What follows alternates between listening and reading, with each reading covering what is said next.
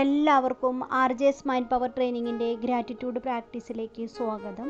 നമ്മൾ ഇന്ന് പ്രപഞ്ചത്തിനായി, യൂണിവേഴ്സിനായാണ് നന്ദി പറയുന്നത്. ഈ പ്രപഞ്ചം എങ്ങനെയാണ് ഉണ്ടായത്, അതിനെക്കുറിച്ച് പല അഭിപ്രായങ്ങളുമുണ്ട്. എങ്കിലും നമ്മൾ കേട്ട് പരിചയമുള്ള പുരാണങ്ങളിൽ പറയുന്നു, ആ ശുദ്ധബോധത്തിൽ നിന്ന്, നമ്മളെല്ലാം പറയുന്ന പരമാത്മാവ്, പരബ്രഹ്മം, അല്ലാഹു, യഹോവ, അങ്ങനെയെല്ലാം പറയുന്ന ആ ശുദ്ധബോധത്തിൽ നിന്നാണ് പ്രപഞ്ചമുണ്ടായത് എന്നാണ് പറയുന്നത്.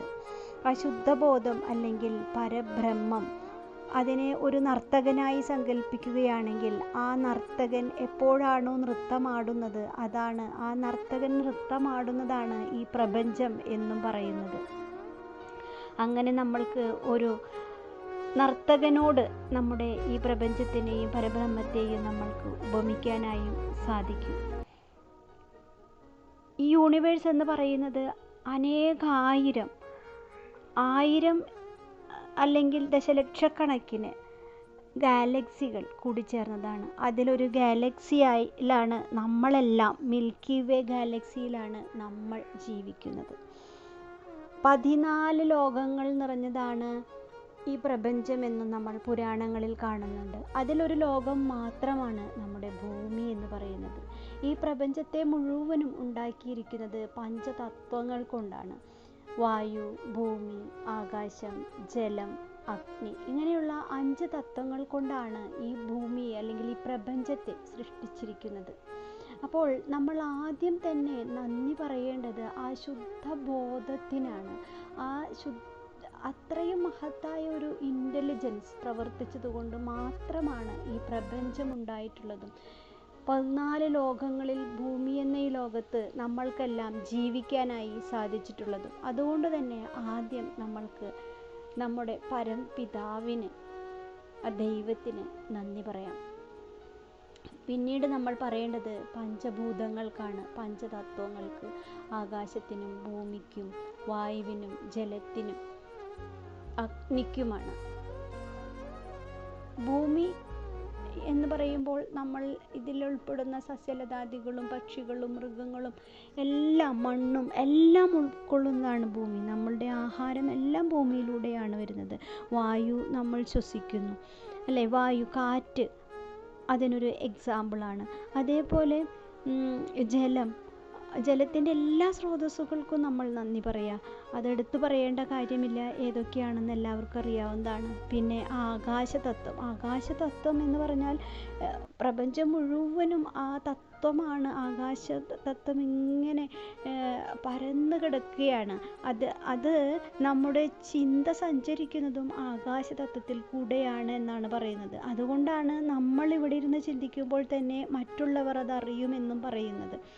അതേപോലെ നമ്മുടെ ചിന്തകൾ കൊണ്ട് തന്നെ നമ്മൾക്ക് പലതും സൃഷ്ടിച്ചെടുക്കാൻ സാധിക്കുമെന്നൊക്കെ പറയുന്നത് അതുകൊണ്ടാണ്. ആകാശതത്വം വളരെ ഇമ്പോർട്ടൻ്റ് ആണത്.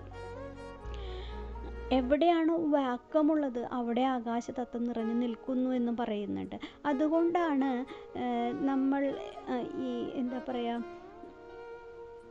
ഫാസ്റ്റിംഗ് എല്ലാം എടുക്കുന്നതിൻ്റെ ബാക്കിൽ ഇതും ഒരു രഹസ്യമാണ് എന്ന് പറയുന്നുണ്ട്. നമ്മൾ ഫാസ്റ്റിംഗ് എടുക്കുമ്പോൾ നമ്മുടെ ശരീരത്തിൽ വാക്വം സൃഷ്ടിക്കപ്പെടുമെന്നും അവിടെ ആകാശതത്വം നിറഞ്ഞിരിക്കുന്നു എന്നും പറയുന്നുണ്ട്. ആകാശതത്വം എന്നാൽ അത് ദൈവിക ശക്തിയാണ്. പിന്നെ വരുന്നത് ഏതാണ്? അഗ്നിക്കായി നമ്മൾ എപ്പോഴും സൂര്യകിരണങ്ങൾ എന്നും നമ്മൾ നമ്മുടെ ശരീരത്തിലേക്ക് കൊള്ളണം.